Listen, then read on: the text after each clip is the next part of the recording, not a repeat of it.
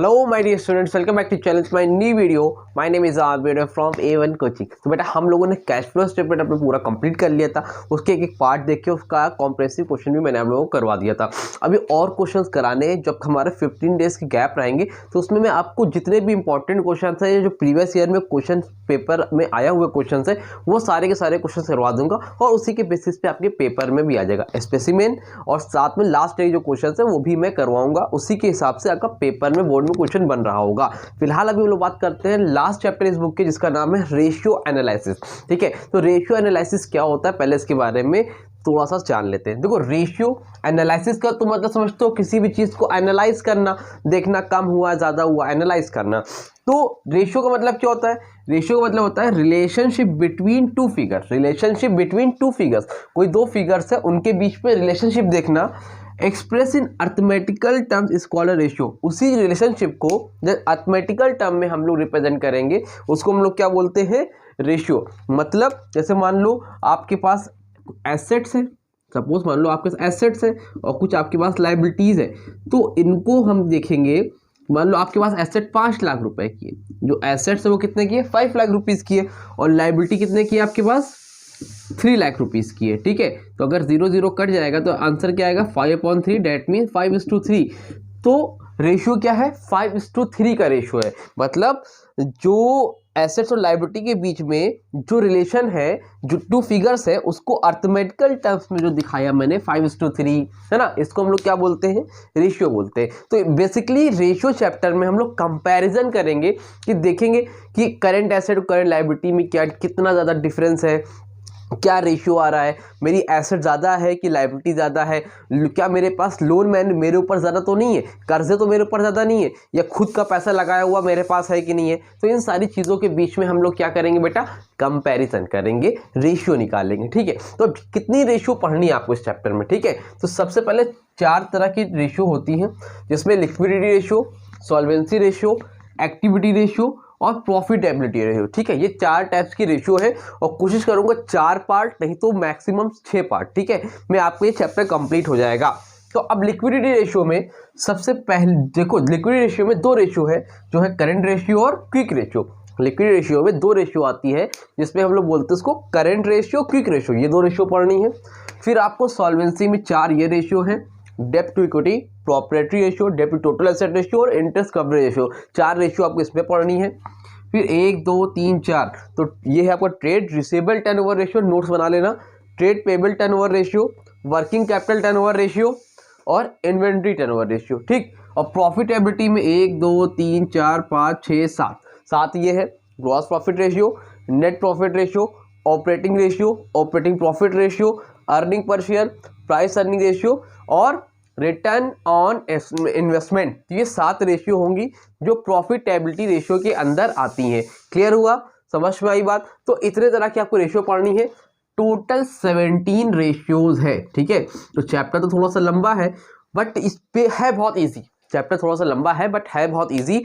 मैं जितने क्वेश्चंस कराऊंगा उसमें से बुक से क्वेश्चन लगा लेना और जल्दी जल्दी करना, और ज़्यादा टेंशन मत लेना। बोर्ड के टाइम में जब हमारे गैप है ना 10 दिन के अकाउंट्स के पेपर है, बीच में हिंदी का ही है, जिनका हिंदी नहीं उनका तो 15 दिन के गैप है, तो गैप अच्छे खासे। उसमें हम डिटेल में जो प्रीवियस ईयर में क्वेश्चन है वो करेंगे, क्योंकि इसमें एक प्रॉब्लम बहुत ज़्यादा है तो ईजी, लेकिन 17 फॉर्मू आपके रेशियो हैं, उसके अलग अलग फॉर्मूलेज हैं, कम से कम 50-60 फॉर्मूले, तो इसीलिए मैंने इसको नहीं कराया था।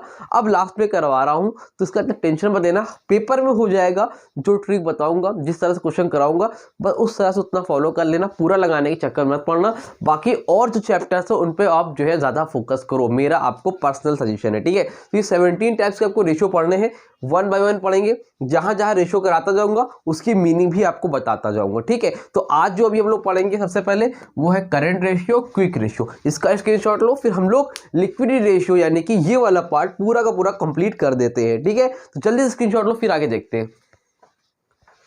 हाँ, तो बेटा जो सबसे पहले हम पढ़ने जा रहे हैं वो है लिक्विडिटी रेशियो। ठीक है, तो लिक्विडिटी रेशियो के अंदर 2 रेशियो आते हैं। पहला है करंट रेशियो और दूसरा है, मैंने लिखा नहीं, इसको हम लोग बोलते हैं क्विक रेशियो। क्या बोलते हैं? क्विक रेशियो, ठीक है। तो दो रेशियो इसके अंदर आता है लिक्विडिटी रेशियो के अंदर। तो पहला माइंड में ये आता है कि लिक्विडिटी रेशियो होता क्या है, तो एक नंबर की मीनिंग में आपसे पूछ सकता है। हालांकि जो क्वेश्चंस आएंगे उसमें ये सब नहीं पूछेगा, लेकिन एक नंबर में आ जाए और जनरल नॉलेज के लिए आपको पता होना चाहिए कि लिक्विडिटी रेशियो होता क्या है। तो liquidity ratio refers to the ability of the firm to meet its current liability। मतलब इससे हम ये पता कर पाते हैं कि फर्म की क्या पोजीशन है, कि वो करंट लाइबिलिटी मतलब कितना ऑफर कर पा रहा है, मतलब उसके ऊपर कितनी करंट एसेट है और कितनी करंट लाइबिलिटी, क्या उसकी जो फाइनेंशियल कंडीशन है करंट लाइबिलिटीज को लेके क्या है। मतलब जैसे मान लो मेरे पास कुछ करंट एसेट है, कुछ करंट लाइबिलिटी है। करंट एसेट का मतलब होता है ऐसी एसेट जिसका फायदा मुझे 1 साल तक मिलेगा, उससे ज़्यादा नहीं मिलेगा। और करंट लायबिलिटी ऐसा पैसा जो मुझे रिफंड करना है, उधार है मेरे ऊपर, 1 साल के अंदर मुझे रिफंड करना है, वो करंट लायबिलिटी है, ठीक है। तो अब मान लो करंट एसेट मेरे पास 5 लाख की है और करंट लायबिलिटी मान लो मेरे पास 3 लाख की है, ठीक है। तो ये क्या डिफाइन कर रहा है कि 5:3 का रेशियो है। किसका रेशियो है बेटा? 5:3 का रेशियो है। समझ में आ रही बात? तो इसमें मतलब मेरे पास करंट एसेट अच्छा है, liability compare to current asset ज़्यादा है, लायबिलिटी कम है, यानी कि मेरी पोजीशन अच्छी है।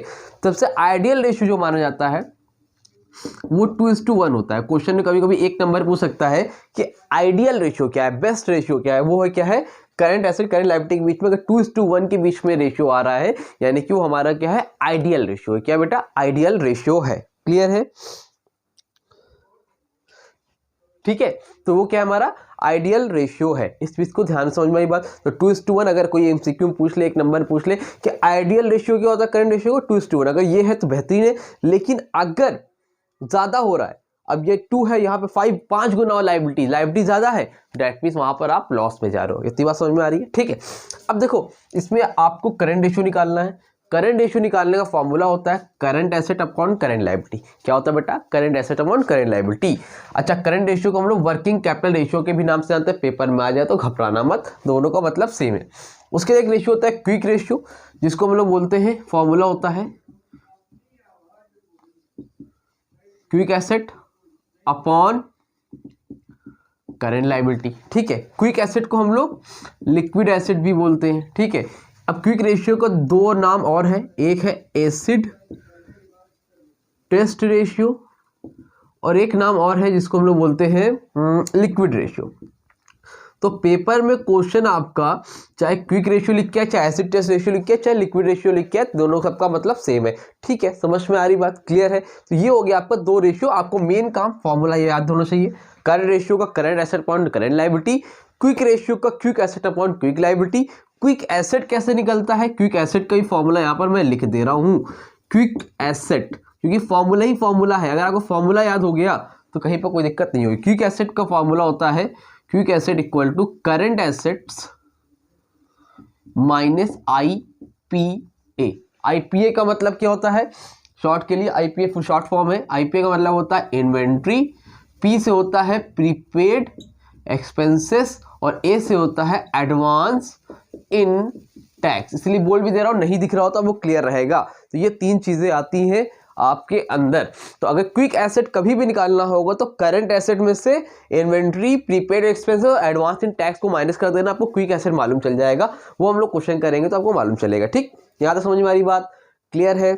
चलो, तो अब एक चीज और नोट कर लो कि अगर loose tools, patents, goodwill, trademark and computer software are not included in current asset, अगर इसमें से कोई भी चीज होगी वो करंट एसेट का पार्ट नहीं होगी। अगर इसमें से लूज टूल, पेटेंट, गुडविल, इस तरह की कोई भी चीज आती है तो वो करंट एसेट का पार्ट नहीं होगी। इस चीज को माइंड में अपने सेट कर लो। ठीक है, क्लियर है? इसको रफ किया जाए, स्क्रीनशॉट लेना है, जल्दी से लो।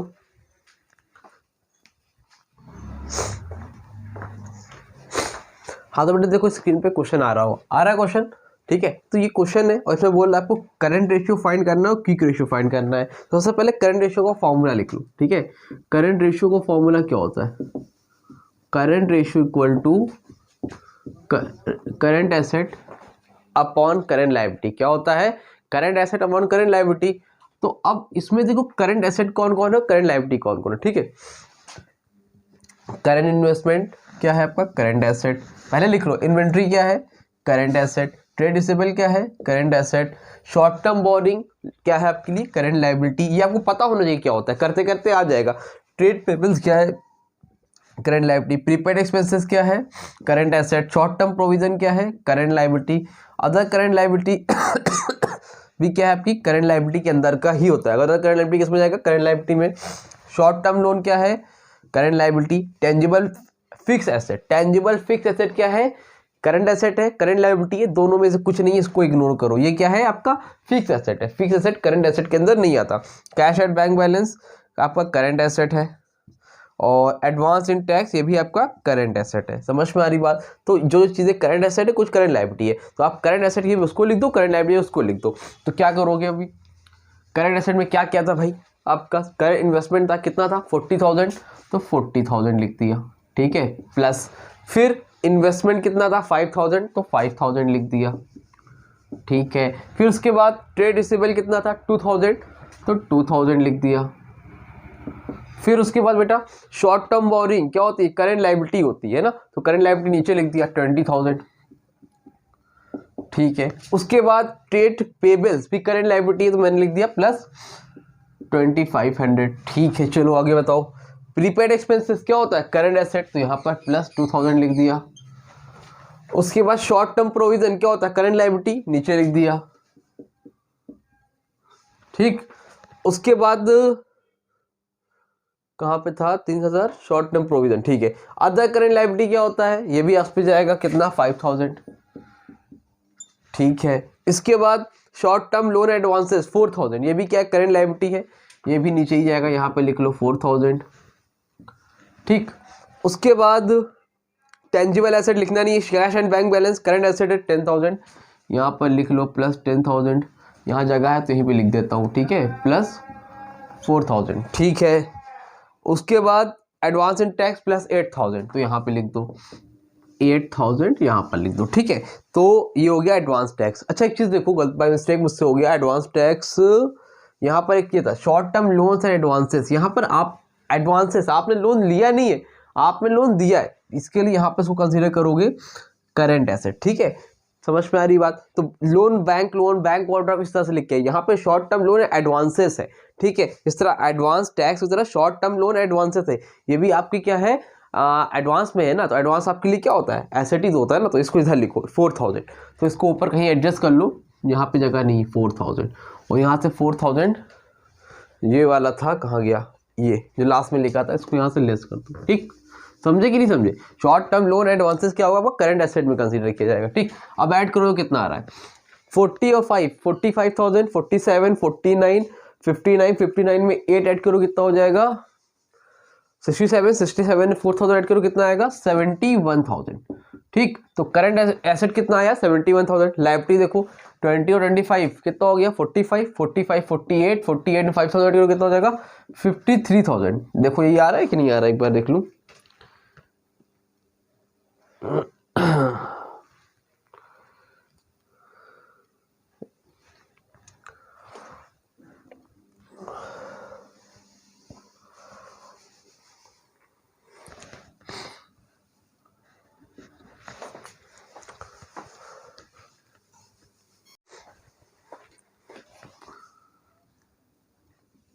$71,000, ठीक। अब करंट लायबिलिटी ऐड करो 20,000 प्लस 2,500, ठीक है।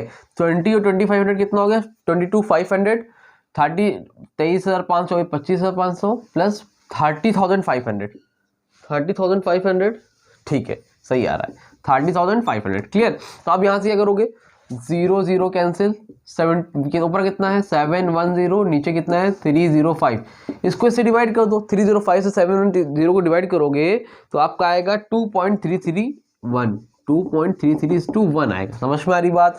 तो इस तरह से आपको निकालना है। करंट रेशियो कितना आ रहा है 2.33:1, ठीक।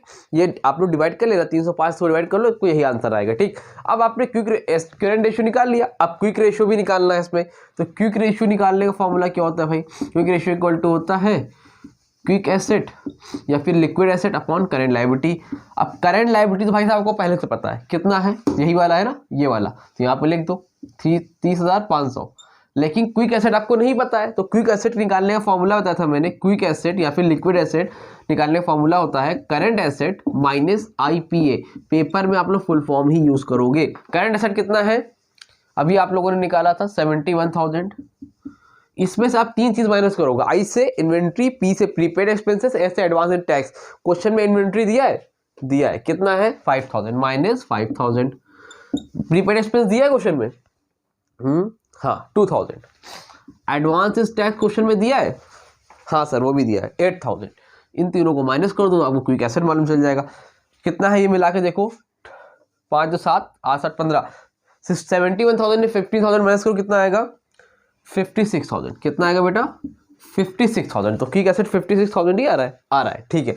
और ऊपर कितना लिख दोगे यहाँ पर, क्विक एसेट 56,000। सॉल्व कर लो, 0 0 कैंसिल, 305 से इसको डिवाइड कर दो तो आंसर आपका आ जाएगा 1.84:1। कितना आ जाएगा बेटा 1.84:1। समझ पाई बात। तो इस तरह से निकलता है आपको करंट रेशियो, इस तरह से आपका निकलता है क्विक रेशियो। उम्मीद करता हूँ ये आपको अच्छे से समझ में आ गया होगा, ठीक है। तो वीडियो को यही रखते हैं क्योंकि इसमें इंट्रो वगैरह भी मैंने करा दिया है। नेक्स्ट पार्ट आपको थोड़ी ही देर में मिल जाएगा, आज ही मिलेगा, जिसमें मैं आपको करंट रेशियो और क्विक रेशियो के और जो इंपॉर्टेंट क्वेश्चन है वो सारे के सारे करवा दूंगा। उसके बाद नेक्स्ट पार्ट आपका रहेगा जो भी सॉल्वेंसी रेशियो को, वो भी करा दूंगा। 4 पार्ट में या 5 पार्ट में आपका पूरा का पूरा चैप्टर कंप्लीट हो जाएगा और 1 फरवरी से पहले करवाऊंगा। आज है आपकी 28 जनवरी, तो 1 फरवरी 3 से 4 दिन लगेगा, हो जाएगा। लेकिन जितना मैं करा रहा हूँ उतना करते चलो, इजीली हो जाएगा। बस फॉर्मूले पे ध्यान देना, कोई दिक्कत की बात नहीं है। लास्ट चैप्टर है आपका और ये हो जाएगा, ठीक। तो स्क्रीनशॉट लेना है, ले लो जल्दी से, और वीडियो अच्छी लगी तो लाइक करो, चैनल को सब्सक्राइब करो। मिलते हैं नई वीडियो में, तब तक के लिए थैंक यू सो मच।